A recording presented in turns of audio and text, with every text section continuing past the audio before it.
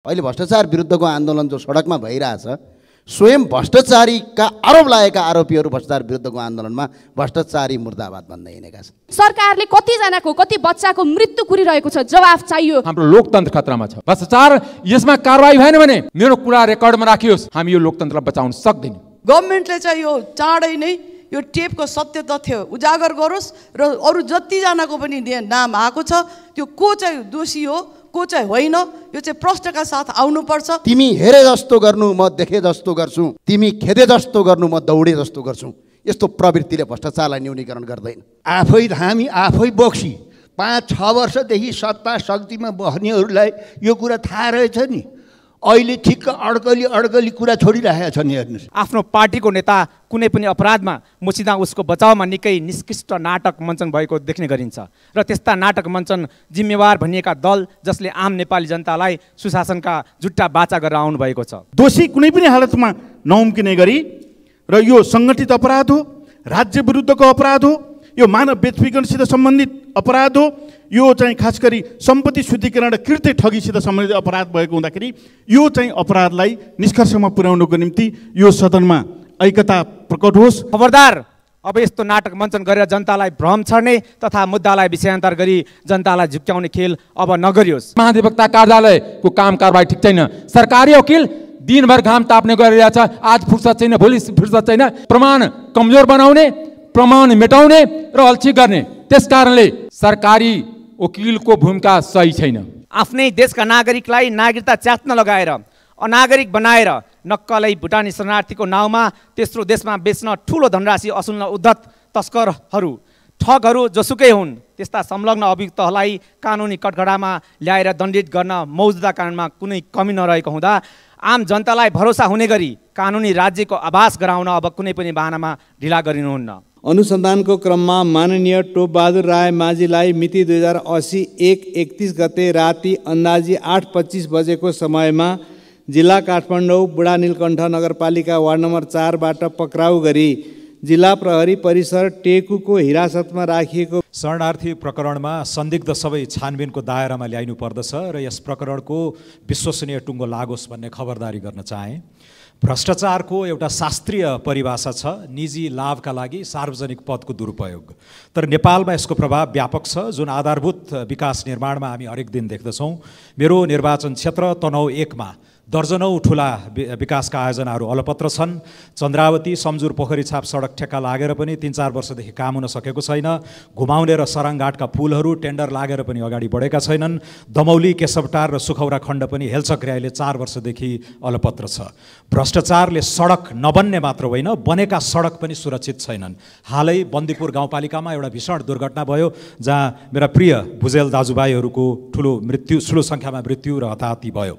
मलाई लाग्छ अब एउटा राष्ट्रिय भौतिक विकास प्राधिकरणको औचित्यमा हामीले बहस सुरु गर्नुपर्नेछ। धन्यवाद। काठमाडौँ क्षेत्र नम्बर 2 अन्तर्गत पर्ने पेप्सीकोला ब्रह्मखेल सडक खण्ड काठमाडौँ महानगरपालिका र कागेश्वरी मनोहरा नगरपालिकालाई छुट्याउने सीमा खहरे व्यवस्थापन साखुथली सडक खण्डको बाँकी सडक स्तर उन्नतिको लागि सम्माननीय सभामुख मार्फत भौतिक पूर्वाधार तथा यातायात र शहरी विकास मन्त्रालयको गम्भीर ध्यानाकर्षण गराउन चाहन्छु। सम्माननीय सभामुख महोदय, वर्षातको समय आउनै लाग्यो। मलाई अघिल्लो वर्षहरूको सम्झना छ। बाटोमा हिँड्दाखेरि पानी कम्मरसम्म आइपुग्छ, मान्छे बगाउँछ, बच्चा बगाउँछ। त्यो घटना घट्दाखेरि सरकार संवेदनशील भएको जस्तो देखिन्छ, तर व्यवहारमा संवेदनशीलता मैले देखिनँ। यस्तो सरकारको व्यवहारले म वाक्क भएको छु सभामुख महोदय। त्यसैले म भन्न चाहन्छु, त्यति बाटो बन्नको लागि, त्यति ढल, त्यति खहरे व्यवस्थापन हुनको लागि सरकारले कतिजनाको कति बच्चाको मृत्यु कुरिरहेको छ, जवाफ चाहियो। सम्माननीय सभामुख मार्फत म सरकारको गम्भीर ध्यानाकर्षण गराउन चाहन्छु र यो यथाशीघ्र व्यवस्थापनको लागि अनुरोध पनि गर्न चाहन्छु। धन्यवाद। सम्मानीय सभामुख महोदय, 2063 सालको जनआन्दोलनमा एउटा वामपन्थीले गीत बनाएको थियो, गाउँ गाउँबाट उठ, बस्ती बस्तीबाट उठ, फेर्न देशको मुहार। तर हामी देशको मुहार त फेरि यो कस्तो फेरि बिचौलिया तन्त्रमा कन्भर्ट गरिदियो, भ्रष्टाचार तन्त्रमा कन्भर्ट गरिदियो। हामी यस्तो लोकतन्त्र लाए कि 63 सालपछिको जुन बिचौलिया तन्त्र भ्रष्टाचारको एउटा ऐना हो नक्ली भुटानी शरणार्थी प्रकरण, त्यो पुरी ऐना होइन, सामान्य एउटा ऐना हो। किनकि कसरी एउटा बिचौलियाले राज्यको सम्पूर्ण निकायको कब्जा गरे हुन्छ, कसरी उसको सबै निर्णयमाथि उसको कब्जा हुन्छ। मसँग सबै प्रमाण छ, म देखाउन चाहन्छु कि कसरी मुख्य सचिवको चिठी उसँग, क्याबिनेटको प्रस्ताव उसँग, कसरी क्याबिनेट गृह मन्त्रालयबाट पराष्ट्र मन्त्रालय पठाइएको चिठी उसँग सबै बिचौलिया। माने हामी बिचौलिया तन्त्र लायो र बिचौलिया तन्त्रको कारण लोकतन्त्र खतरामा छ। यो अपराध एउटा अपराध मात्र होइन, 1 साल पहिल्यै 2 जना मान्छे समात्या थियो, 3 जना मध्ये। त्यो 2 जना केशव दुलाल, सन्देश शर्मा र सानु भण्डारी मध्ये 2 जना समात्या थियो। तर अहिले जुन प्रहरी काजी हुनुहुन्छ उहाँ अपराध अनुसन्धानको एसएसपी हुनुहुन्थ्यो, गृहमन्त्रीको दबावमा छोड्यो। यो अपराध एउटा देशद्रोह पनि हो, अर्गनाइज क्राइम पनि हो, ठगी पनि हो, भ्रष्टाचार पनि हो। सक्ली भुटानी शरणार्थीमाथि एउटा प्रश्न चिन्ह पनि हो। जो 1 लाख सक्ली भुटानी शरणार्थी थर्ड कन्ट्री सेटलमेन्टमा गएछ, उनीहरूमाथि पनि शङ्काको घेरामा राखिएको छ। यो नक्ली हो कि सक्ली हो? यो ठुलो अपराध हो। राज्यको प्रतिष्ठा पनि हो, नेपाली जनताको प्रतिष्ठामाथि पनि खेलबार पनि हो। राज्य र जनताको प्रतिष्ठा खेल्ने यो सरकारमा, तत्कालीन सरकारमा बसेको मान्छे अथवा सचिवलाई कहाँबाट त्यो अधिकार प्राप्त हो, कहाँबाट हैसियत प्राप्त हो? त्यस कारणले भ्रष्टाचारीको न कुनै जात हुन्छ, न कुनै धर्म हुन्छ, न कुनै समुदाय हुन्छ, न कुनै पार्टी हुन्छ, न कुनै लिङ्ग हुन्छ। कसैको नाउँमा सहानुभूति लिने काम नगरौँ। त्यति मात्र होइन, पुलिसले भ्रष्टाचार हेर्न सक्दैन। पुलिसले मात्र एउटा सङ्गठित अपराधको कारणले, ठगीको कारणले मुद्दा हेरिरहेछ। म सरकारसँग अनुरोध छ कि यसलाई सम्पत्ति शुद्धिकरण अख्तियार दुरुपयोग अनुसन्धान आयोग सबैलाई समन्वय गरेर यसलाई कारबाहीको प्रक्रिया अगाडि बढाउँ। किनकि यसको त अहिले 10% पनि कारबाही भएको छैन। दोस्रो कुरा, सभा मार्फत सम्मानीय प्रधानमन्त्रीजीलाई आग्रह गर्न चाहन्छु, उहाँको मातहत महाधिवक्ता कार्यालयको काम कारबाही ठिक छैन। सरकारी वकिल दिनभर घाम ताप्ने गरिरहेछ, आज फुर्सद छैन, भोलि फुर्सद छैन। प्रमाण कमजोर बनाउने, प्रमाण मेटाउने र अल्छी गर्ने। त्यस कारणले सरकारी वकिलको भूमिका सही छैन। यो पुलिसबाट पनि बारम्बार आइरहेछ। केही बेर मात्र सभामुख अनुरोध छ कि थपिदिउँ। अन्तर्राष्ट्रिय समुदायको सामने यसले हाम्रो देशको अस्मिता खतरामा छ। अस्मिता मात्र खतरा छैन, हाम्रो लोकतन्त्र खतरामा छ। भ्रष्टाचार यसमा कारबाही भएन भने मेरो कुरा रेकर्डमा राखियोस्, हामी यो लोकतन्त्रलाई बचाउन सक्दैनौँ। किनभने हाम्रो प्रतिष्ठा मात्र दाउमा छैन, हाम्रो जनताको विश्वास उठिरहेछ। जनताको विश्वास र भरोसाको लागि पनि यसमा कारबाहीलाई सरकार पछाडि हट्नु हुँदैन। यसलाई समय सीमामा बाँधेर यसलाई प्रमाण रहित या कमजोर प्रमाणको साथ अदालतमा बुझाउनु हुँदैन कि ताकि अदालतबाट यिनीहरू छुटुन्। त्यस कारणले सभामुखसँग मेरो अनुरोध छ कि प्रधानमन्त्रीको रुलिङ होस् कि प्रधानमन्त्री आएर संसदमा जवाब दिउन् या प्रधानमन्त्री गृहमन्त्री जवाब दिउन्। किन प्रधानमन्त्री के जवाब किन चाहियो? म रुलिङको माग गर्दैछु सभा महोदय, मेरो कुरालाई गम्भीरतापूर्वक सभामुख लिइदिनुपर्छ कि प्रधानमन्त्री जिम्मेवार जसको अन्तर्गत महाधिवक्ता कार्यालय पनि हो, पुलिस पनि हो। धन्यवाद। हुन त नेपालीलाई विदेशमा बेच्ने प्रक्रिया नयाँ कुरा होइन। वीर शमशेरका पालादेखि नै ब्रिटिस साम्राज्यवादको चाहिँ साम्राज्य बढाउन, उसको साम्राज्यको रक्षा गर्नको लागि नेपाली युवाहरूलाई चाहिँ भर्ती गरियो, गोर्खा भर्ती केन्द्र भनेर बदनाम एउटा सम्झौता अहिले पनि कायम छ। आजको 21औं शताब्दीमा गएर गणतन्त्रको लागि, लोकतन्त्रको लागि लडेका भन्ने साथीहरू आज जुन प्रकारले सत्ता र शक्तिको केन्द्रमा बसिसकेका साथीहरूले आज जसरी नेपाली नागरिकलाई चाहिँ अनागरिक गराएर मान्छेको जुन व्यापार गरिरहेका छन्, यसलाई निष्पक्ष भएर स्पष्टता साथ नेपाली जनताले दबाब दिने होइन भने पहिलेका ठुला ठुला काण्डहरू जसरी चाहिँ हल्लाकुल्ला गर्यो, त्यसपछि अर्को नयाँ घटना घट्छ। नेपाली जनताको ध्यान उता लैजाने र विभिन्न अपराधमा संलग्न अपराधीहरूलाई छुट दिने जुन इतिहासको चाहिँ एउटा कलङ्क छ, त्यो घटना नदोहोरियोस्। त्यस कारणले जसले गल्ती गरेछ, कमजोरी गरेछ, आजको 21औं शताब्दीमा आफ्ना दाजुभाइ चाहिँ बेचेर पैसा कुम्लाएर तपाईँको चाहिँ आफ्नो मोज मस्ती गर्ने त्यस खालको अपराधपूर्ण गतिविधिलाई कुनै मूल्यमा, कुनै हालतमा चाहिँ छोड दिन हुँदैन र उनीहरूको चाहिँ गम्भीर रूपले अनुसन्धान हुनुपर्छ। र सत्ता र शक्तिको आडमा फेरि यो के रहेछ भने 5-6 वर्षदेखि नै यो खेती चलेको रहेछ। हेर्नुहोस् त, हामी आफै बोक्सी 5-6 वर्षदेखि सत्ता शक्तिमा बस्नेहरूलाई यो कुरा थाहा रहेछ नि। अहिले ठिक्क अड्कली कुरा छोडिराखेका छन्। हेर्नुहोस् यो के भन्ने संसारले हेरिराखेको छ कि चाहिँ हाम्रो यो दुर्गति छ राष्ट्रको। अब अहिले यसैको बाहनामा यसैलाई बाहना पारेर गणतन्त्रमाथि लोकतन्त्रमाथि नै चाहिँ हमला भइरहेको छ।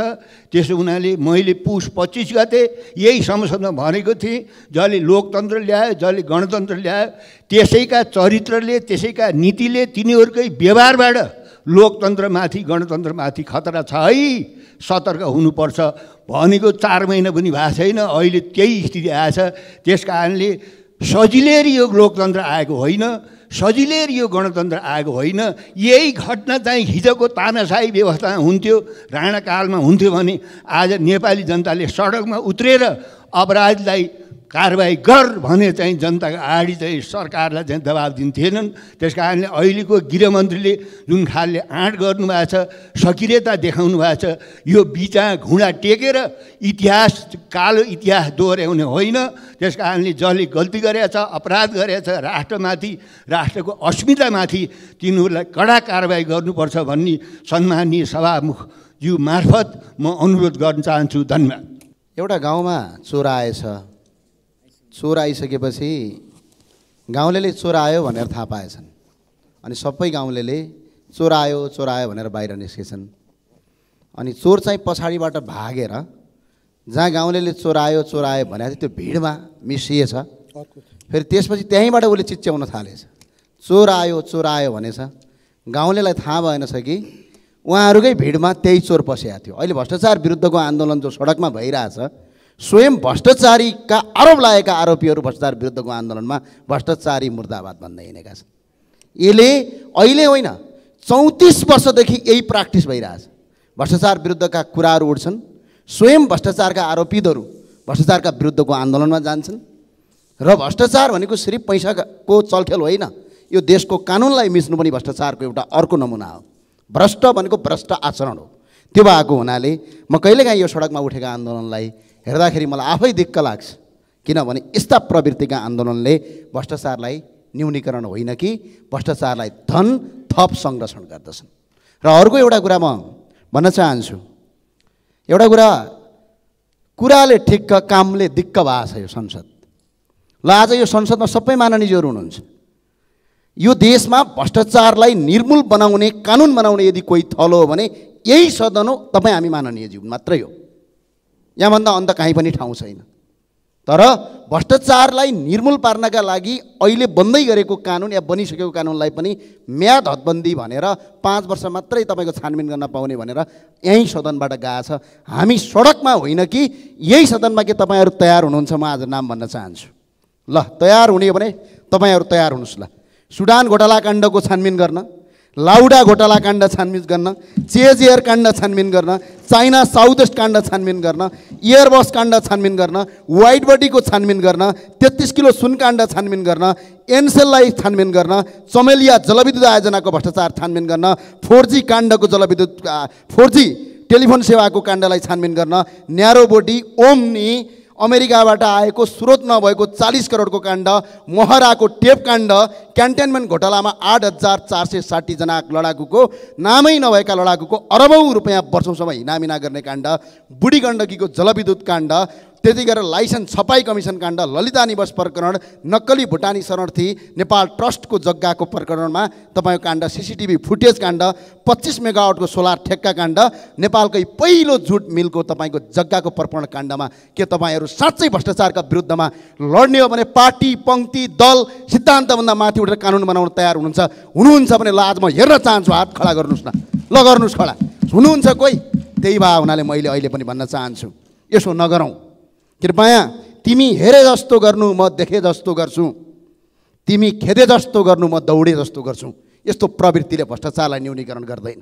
भ्रष्टाचारलाई न्यूनीकरण गर्ने, भ्रष्टाचार गर्नेहरूलाई 3 पुस्ते सम्पत्ति हरण गर्ने आजीवन कारावास ठोक्ने कानुन यही सदनबाट आजका दिनबाट पार्टी, पङ्क्ति, सिद्धान्त नभएर लागू गरौँ। हामीले कानुन बनाएर त्यसपछि कारबाही गर्न कसले रोक्छ? कसैले रोक्दैन। त्यही भएर सडक आन्दोलनभन्दा संसद आन्दोलन गरौँ, संसदमा एकजुट भएर अगाडि बढौँ, म यही भन्न चाहन्छु। र साथसाथै सम्पूर्ण माननीयज्यूहरू अनुरोध छ, हामी सम्पत्ति देखाइदिउँ न, हाम्रो चुनावी खर्च देखाइदिउँ न। एकछिन तपाईँको भ्रष्टाचारका काण्डमा कहीँ न कहीँ हामी यही संसदभित्र भएकै व्यक्तिहरूको नाम जोडिएको छ। अर्थात् आफ्नो नाम नजोडे पनि आफ्ना आसेपासेको नाम जोडिएको छ। आज यो देश भ्रष्टाचारले व्याप्त भएको छ, भ्रष्टाचार मूल आक्रान्त छ। त्यही भएर सडकमा होइन सदनबाट कानुन बनाऊ। यति भन्दा बिदा हुन्छ। हस्, धन्यवाद बोल्न दिएको सभामुख महोदयज्यू। सत्तारूढ गठबन्धनको सबभन्दा ठुलो पार्टीको सांसदले पुलमुनि गएर अनसन बसेर संसद चलिरहेको बेला संसदमा अनुपस्थिति देखाउनु आफैमा बडा नमिठो घटना हो। म यो घटनाप्रति चिन्ता व्यक्त गर्न चाहन्छु। अनसन बस्ने सांसदप्रति आफ्नो ऐक्यबद्धता व्यक्त गर्न चाहन्छु। सभामुख महोदय, म अब आफ्नो मूल विषयमा आउँछु। आज बिहान म 24 गतिको कान्तिपुर र यो जेठ महिनाको हिमालमा कनक दीक्षितको लेख पढिरहेको थिएँ। त्यो दुईटा मलाई बडा कनेक्टेड लाग्यो। केही समय अगाडि हाम्रो यही सांसदका माननीय सांसद गृहमन्त्री रवि लामिछाने गृहमन्त्री हुनुभएको बेलामा नेसनल आइडी सम्बन्धी एउटा ठेक्का सरकारले रद्द गर्यो। त्यो रद्द गर्नुका विभिन्न कारणमध्ये एउटा कारण के दिएको थियो भन्दाखेरि त्यो ठेक्का दिँदाखेरि नेपालको एउटा चाहिँ नेसनल आइडीमा रहेका नामहरू लगायत गोपनीय जानकारीहरू विदेशीको हातमा जान्छ भनेर तर्क दिएको थियो। त्यो तर्क मलाई पनि उचित लागेको थियो। तर त्यस्तो तर्क गर्ने सरकारले भारत भ्रमणका लागि भनेर एजेन्डा तय गर्दा सभामुख महोदय नेपालको अर्को वित्तीय गोपनीयता विदेशीलाई सुम्पने काम गर्दैछ। 24 गतेको सभामुख महोदय, म यो कान्तिपुर सभामुख महोदय यहाँ छ, मसँग मुख्य समाचार छ। त्यो समाचार के भन्दाखेरि राष्ट्र बैंक र नेपालका वित्तीय संस्थाहरू मिलेर बनाएको एउटा वित्तीय डिजिटल भुक्तानी प्रणाली, भारत र नेपालको बिचमा हुने डिजिटल भुक्तानी प्रणालीलाई त्यो समर्थन गर्न राष्ट्र ब्याङ्कले प्रधानमन्त्रीको भारत भ्रमणमा एजेन्डा बनोस् भनेर परराष्ट्र मन्त्रालयले चिठी लेखेको छ। तर दुःखको कुरो, भारतीय दूतावासको दबावमा, यो मेरो भनाइ होइन, कान्तिपुरमा छापिएको छ, भारतीय दूतावासको दबावमा राष्ट्र ब्याङ्क इन्भल्भ कम्पनीलाई नदिएर भारतीय कम्पनी जिएसआईलाई त्यो ठेक्का दिने प्रपञ्च, त्यो प्रस्ताव सरकारले लाँदैछ। भारत भ्रमणको क्रममा एजेन्डा बन्दैछ। नेपालले स्थापित गरेको कम्पनी 1 नम्बरमा छ र त्यसको लगानी 78 करोड रुपियाँ छ। भारतीय कम्पनी 10औं नम्बरमा छ र त्यसको लगानी पुँजी 10 करोड छ। बडा गजब छ।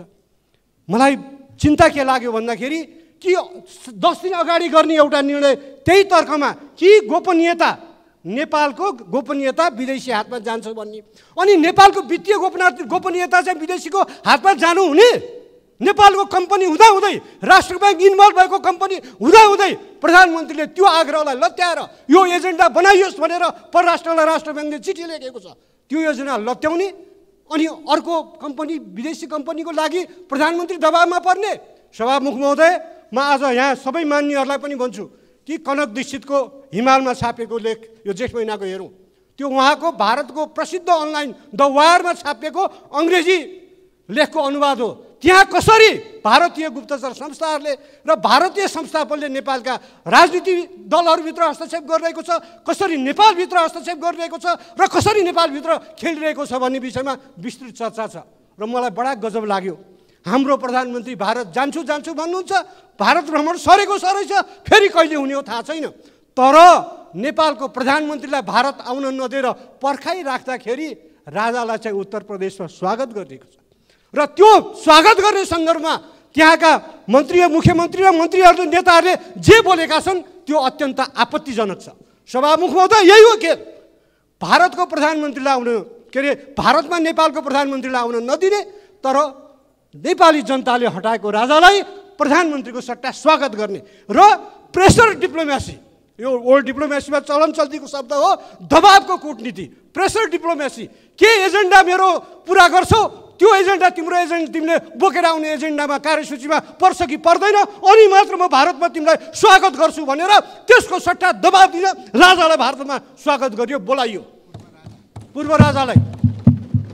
त म भन्छु सभामुख महोदय, म प्रधानमन्त्रीलाई आग्रह गर्न चाहन्छु, यो प्रेसर डिप्लोमेसीमा नेपालको सरकार पर्नु हुँदैन, नेपालको प्रधानमन्त्री पर्नु हुँदैन।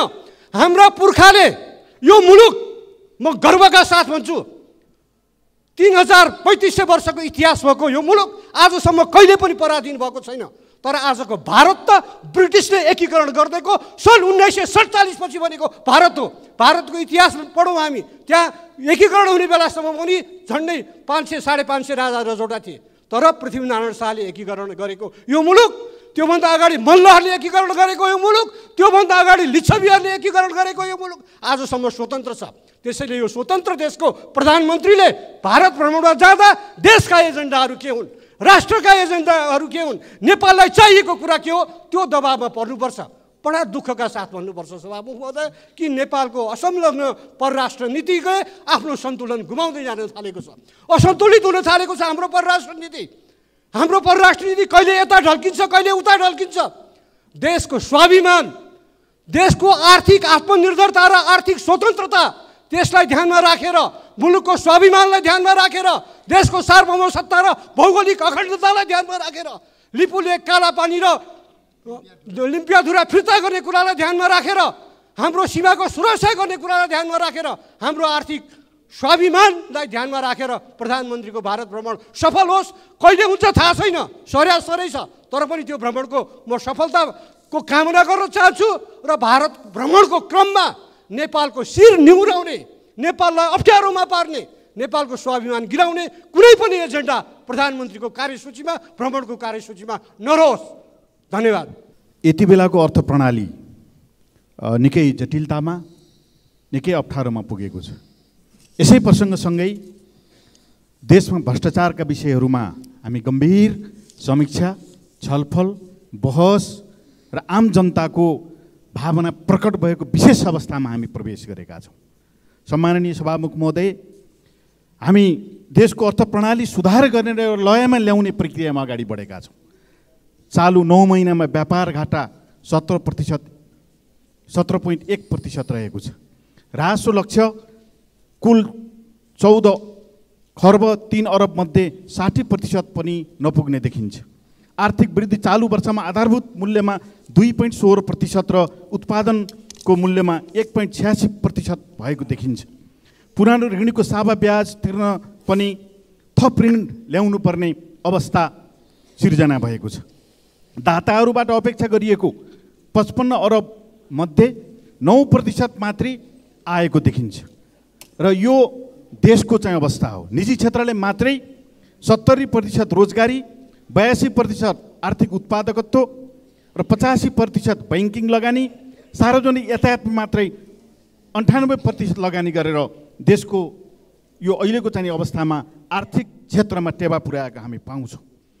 र यति बेला मिटर ब्याजीको अवस्था, यति बेला व्यवसायीको अवस्था, यति बेला ब्याङ्कबाट लोन लिएका नागरिकहरूको अवस्था जटिल बनेको छ। र यही अवस्थामा यति बेला हामी सबैले सुनेको यो खास गरी यो नेपाली नागरिकलाई विदेशी बनाएर, नेपाली नागरिक त पनि विदेशी बनाएर अर्को देशमा पठाउने गम्भीर प्रकारको घटना सार्वजनिक भएको छ। र यो घटनामा कतिपय मान्यहरूले यहाँ सरकारको बारेमा प्रश्न उठाउनु भएको छ।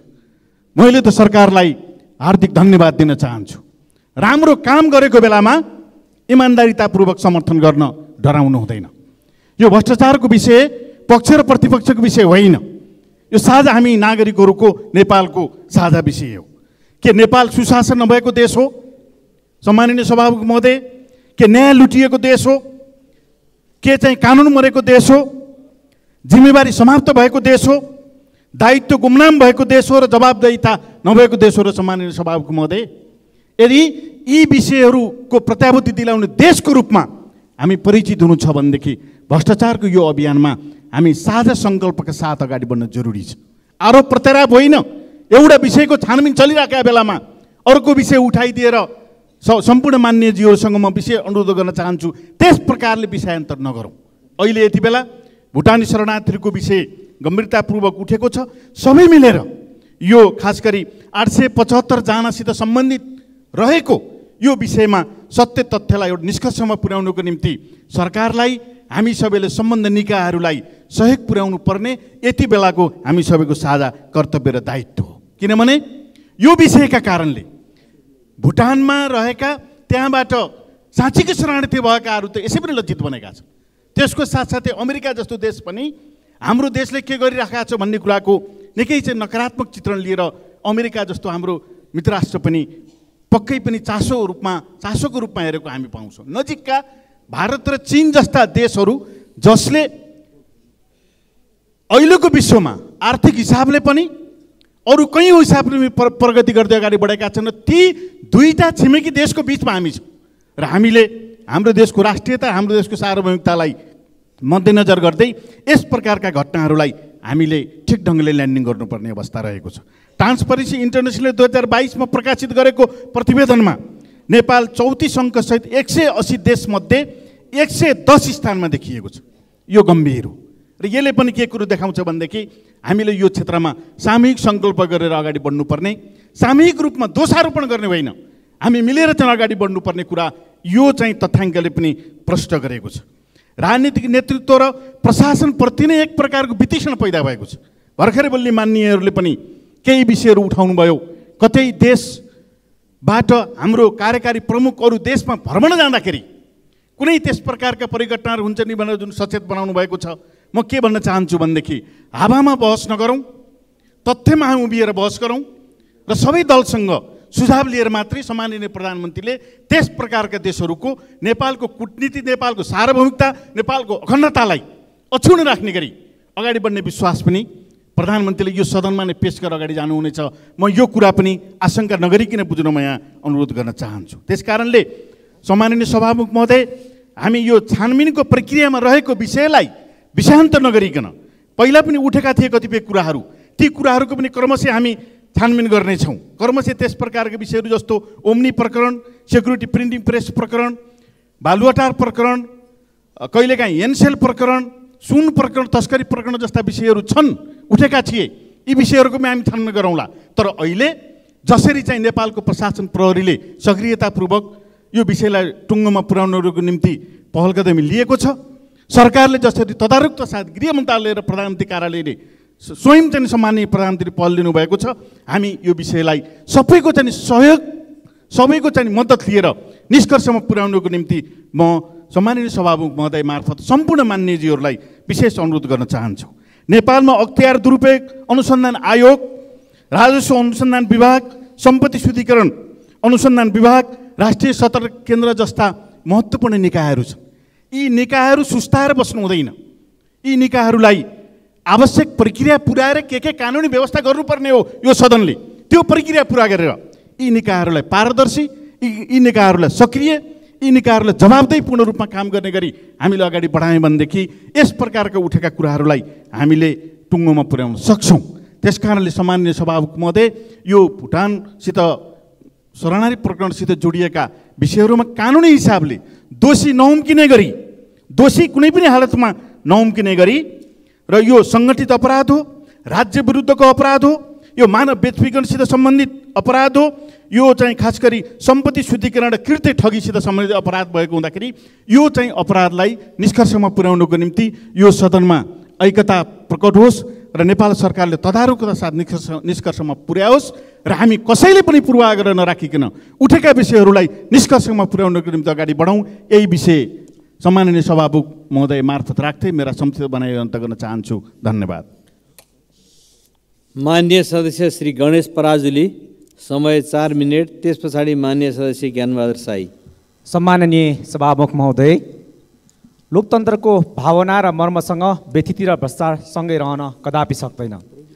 शान्ति र अमन चयन, मानव अधिकारको संरक्षण, परराष्ट्र नीतिको सञ्चालन, सामाजिक सुरक्षा, संवैधानिक हकहरूको संरक्षण, नागरिक स्वतन्त्रता र अस्मिताको सुरक्षा जस्ता महत्त्वपूर्ण दायित्व लोकतान्त्रिक सरकारको प्रमुख जिम्मेवारी हो। कानुनी राज्यमा व्यक्तिले अपराध गरेमा कानुनको निर्मम प्रयोग गरेर अपराध र अपराधीलाई न्यायको कठघरामा उभ्याएर दण्डित गराउनु कानुनी राज्यको न्यूनतम दायित्व हो। तर यहाँ नेतृत्वमा रहेकाले नै राजनैतिक तथा राज्य शक्तिको चरम दुरुपयोग गरेर यसको ठिक उल्टो आचरण देखाइरहेको अवस्था छ। राज्य संयन्त्र सञ्चालनमा उच्च तहका राजनैतिक तथा प्रशासनिक व्यक्तिहरू नै आफै जघन्य अपराध तथा व्यथिति र भ्रष्टाचारमा लिप्त भएको बलियो शङ्काको घेरामा देखिएको अवस्था उजागर हुँदा राष्ट्रिय तथा अन्तर्राष्ट्रिय जगतमा नै आज सम्पूर्ण नेपाली जनताले ज्यादै लज्जाको बोध गरिरहनु परेको अवस्था छ। सभामुख महोदय, अपराधी र भ्रष्टाचारीको न कुनै जात हुन्छ न कुनै धर्म, भ्रष्टाचारी केवल अपराधी मात्र हुनुपर्ने हो र सम्पूर्ण राष्ट्रको शत्रु हुनुपर्ने हो। तर यस सम्मानित सदनमा आफ्नो पार्टीको नेता कुनै पनि अपराधमा मुछिँदा उसको बचाउमा निकै निष्कृष्ट नाटक मञ्चन भएको देख्ने गरिन्छ र त्यस्ता नाटक मञ्चन जिम्मेवार भनिएका दल जसले आम नेपाली जनतालाई सुशासनका जुट्टा बाचा गरेर आउनुभएको छ। खबरदार, अब यस्तो नाटक मञ्चन गरेर जनतालाई भ्रम छर्ने तथा मुद्दालाई विषयान्तर गरी जनतालाई झुक्क्याउने खेल अब नगरियोस्। यस सम्मानित सदनमा आम नेपाली जनताले अनुमोदन गरेर पठाएको राष्ट्रिय स्वतन्त्र पार्टीको सशक्त उपस्थिति पनि छ भन्ने कुराको हेक्का राखियोस्। वर्तमान गृह प्रशासनले भुटानी शरणार्थीसँग जोडिएको राज्य विरुद्धको अपराध तथा व्यतिथि निवारणको लागि देखाएको सक्रियतालाई धन्यवाद दिँदै यसलाई गन्तव्यमा पुर्याउन खुट्टा नकमाई अगाडि बढ्न अनुरोध गर्दछु। तर अझै पनि शङ्कास्पद उच्च ओहदामा रहेका सबै व्यक्तिहरूको अनुसन्धान गर्नमा, पक्राउ गर्नमा अलमल र ढिलासुस्ती भइरहेको महसुस गरिरहेको वर्तमान अवस्थालाई अनुसन्धान गर्नमा, पक्राउ गर्नमा र अलमल र ढिलासुस्ती भइरहेको महसुस गरिरहेको वर्तमान अवस्थालाई चिर्दै आम नागरिकलाई विश्वास दिलाउनु अनुसन्धानमा संलग्न प्रहरी अधिकृतहरूको जिम्मेवारी हो। सदा चाहिँ यतिखेर राष्ट्र सेवक नेपाल प्रहरीलाई आम नेपालीको साथ रहेको छ, सँगसँगै मेरो पार्टीको पनि पूर्ण साथ रहेको, सहयोग रहेको जानकारी गराउँदछु। तसर्थ हिम्मतका साथ अगाडि बढ्न, दायाँ बायाँ नहेर्न, कर्तव्य निर्वाह गर्न, माथिकाहरूको आदेश नफर्कन, अनुसन्धान र अभियोजन गर्न अधिकृतहरूलाई दह्रो पाइला टेक्न अनुरोध गर्दछु, आग्रह पनि गर्दछु। सभामुख महोदय, आफ्नै देशका नागरिकलाई नागरिकता च्यात्न लगाएर अनागरिक बनाएर नक्कलै भुटानी शरणार्थीको नाउँमा तेस्रो देशमा बेच्न ठुलो धनराशि असुल्न उद्धत तस्करहरू, ठगहरू जोसुकै हुन् त्यस्ता संलग्न अभियुक्तहरूलाई कानुनी कठघडामा ल्याएर दण्डित गर्न मौजुदा कानुनमा कुनै कमी नरहेको हुँदा आम जनतालाई भरोसा हुने गरी कानुनी राज्यको आभास गराउन अब कुनै पनि बहानामा ढिला गरिनुहुन्न। सभामुख महोदय, राज्यको सङ्गठित अपराध निवारण ऐन 2070, भ्रष्टाचार विरुद्धको राष्ट्रसङ्घीय महासन्धि 2003, मुलुकी अपराध संहिता 2074 को दफा 249 को ठगी सम्बन्धी व्यवस्था लगायतका कानुनहरूको भरपूर प्रयोग गरेर यसमा संलग्न माथिल्लो तहका संरक्षकहरू, इन्फोर्सरहरू, फिक्सरहरू, क्लिनरहरू र लाउन्डरहरूको समेतको संलग्नतालाई भित्री तहसम्म पुगेर निष्पक्ष अनुसन्धान अगाडि बढाउन तथा दोषी कसैलाई पनि राजनैतिक आवरण वा त्यस्तो कुनै बहानामा उन्मुक्ति दिने प्रयास नगरियोस् पनि सभामुख मार्फत सरकारको ध्यानाकर्षण गराउँदै गृहमन्त्रीज्यूलाई सदनमा उपस्थित भई कारबाही प्रक्रियाको यथार्थ जानकारी सदनलाई जानकारी गराइयोस् पनि अनुरोध गर्दछु। धन्यवाद। सम्मानीय सभामुख महोदय, हरेक सामाजिक परिवर्तनको सुरुवात सत्तामा रहेका शासकहरूले परिवर्तनको मसाल बोक्नेहरूलाई दबाएरै सुरु हुन्छ। त्यसपछि व्यक्तिगत आक्रमणहरू, नानाथरी नाम बोलाउने र धेरै देखावटी प्रगतिशील उदारो आदि शब्दहरू प्रयोग गरेर समाजलाई विचलित गर्ने गरिन्छ। बच्चा भनेर लेबल लगाएका र टी सर्ट र जिन्स लगाएकामा अमर्यादित भनेर खिल्ली उडाइएका सबैलाई विश्वस्त पार्न चाहन्छु। हामी सही बाटोमा छौँ। चाकडीवादबाट टाढिएर पहिरनमा होइन कर्तव्य र जिम्मेवारीमा मर्यादा खोजेर जवाफदेहिताको प्रश्न सोधेर अगाडि बढेका नयाँ पुस्तामाथि यो रणनीतिक हमला हो। यसको रासोमा विरोध गर्छ। सचेत रहनुहोस्। तपाईँले हामीलाई रोक्न सक्नुहुन्न, सक्दै त सक्नुहुन्न। जवाफ माग्न छोड्ने छैनौँ। नयाँ पुस्ताको देखिने गरी प्रतिनिधित्व गर्न बन्द गर्ने छैनौँ। जनतालाई पैसाको लागि बेच्ने, कर तिर्नेहरूको मेहनतको पैसा लगेर आफ्नो ढुकुटी जम्मा गर्ने खोक्रो राष्ट्रवादका भ्रष्टहरूलाई देशबाट मेरो निर्वाचन क्षेत्र पूर्वी चितवन बाढीको उच्च जोखिम क्षेत्र हो। पूर्वी राप्ती तथा यसका सहायक खोलाहरूको उचित तटबन्धन नहुँदा वर्षेनी जनधनको क्षति हुने गरेको छ। लोथरदेखि सौरासम्मको राप्ती ड्याक विभिन्न खण्डमा मर्मत सम्भार नहुँदा ड्याक फुट्ने सम्भावना रहेको छ। भण्डारा, कठार, कुम्रोज, सौरा लगायतका क्षेत्र बाढीको उच्च जोखिममा रहेको छ। वर्षायाम लाग्दैछ। ड्याक मर्मतमा कसैको चासो छैन। उचित व्यवस्था गरिएको छैन। सभामुख महोदय मार्फत म सम्बन्धित मन्त्रालयलाई यो ड्याकको अहिले तुरुन्तै मर्मत सम्भारमा तुरुन्तै लाग्नको लागि सम्बन्धित मन्त्रालयको ध्यानाकर्षण गराउन चाहन्छु र सहायक खोलाहरूको तटबन्धनको लागि उचित बजेट तर्जुमा गर्नको लागि म सरकारको गम्भीर ध्यानाकर्षण गराउन चाहन्छु। धन्यवाद। आज म यहाँ उपस्थित भएको त सबैले देखिरहनु भएकै होला, म फिजिकल फर्ममा यहाँ छु र म यसबाट के पनि भन्न चाहन्छु भने हाम्रो देशमा फेक न्युज र फेक मिडियाको चाहिँ एउटा पराकाष्ठै पुगिसकेको रहेछ। मैले त्यति सोसियल मिडियामा एक्टिभ छैन, तर यो देख्दा चाहिँ मलाई के लाग्यो भने हाम्रो देशमा हुने फेक मिडियाको चाहिँ कुनै न कुनै किसिमले यसमा सरकारको सुपरभिजन हुनु पर्यो। एउटा त्यो पोइन्ट हो। सेकेन्ड पोइन्ट म के भन्न चाहन्छु भने मैले 6 दिन अगाडि यस्तै अर्को फेक अडियो मेरो नाम लिएर बनाइएको भुटानी शरणार्थी प्रक्रियामा इन्भल्भमेन्ट भनेर बनाएको फेक अडियो मैले फोरेन्सिक टेस्टको लागि CBI र साइबर क्राइम सेलमा दिएको थिएँ। आज त्यो दर्ता गर्न पनि मानिएको थिएन। यहाँ साथीहरूले विश्वास गर्नुहुन्न होला, सत्तापक्षको यत्रो ठुलो नेताको श्रीमती भनेर 3 घन्टा लाग्यो त्यो दर्ता गराउन र त्यसको पनि म जवाब गृह मन्त्रालयबाट सिक गर्न चाहन्छु। किन यो अलमल किन थियो त दर्ता गर्न र 6 दिन हुँदा पनि यो फेक हो कि होइन भनेर किन बताउन सकेको छैन। र अरू जस्तै म त झनै आतुर छु, किन फेक अडियो मेरो मात्रै बनेको होइन, अरूहरूको पनि बनेको छ, तर नाम मेरो मात्रै उच्चारण किन हुन्छ? मलाई साँच्चै भन्ने हो भने एज अ वुमन यो एउटा क्यारेक्टर असासिनेसन होइन, this is a rape of my character. र म यो चाहिँ एकदम कडाइका साथ भन्छु, वुमेनलाई पोलिटिक्समा आउँदाखेरि सबै कुरा हामीले बिहोर्न सक्नुपर्छ। म बिहोरिरहेको छु, तर सबैजनाको यस्तो किसिमको कदम सबै महिलाप्रति नगरियोस् यो देशमा। योभन्दा अगाडि पनि धेरै महिलाहरूलाई सुइसाइड गर्नलाई फोर्स गरेको छ मिडियाले।